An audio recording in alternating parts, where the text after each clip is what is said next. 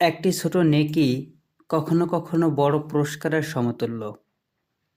তাই ছোট কাজ করতেও কদর না করো, আল্লাহ তা গ্রহণ করবেন। শুভ সকাল। আজ পবিত্র শুক্রবার, 9 জানুয়ারি 2026 খ্রিস্টাব্দ, 25 পৌষ 1432 বঙ্গাব্দ, 20 রজব 1447 হিজরি। আজ বছরের নবম দিন। ঋতুচক্রে এখন চলছে শীতকাল। আজ ফরাসি দার্শনিক সিমন দা বুভুয়ারের শুভ জন্মদিন। শুভ হোক সারাদিন।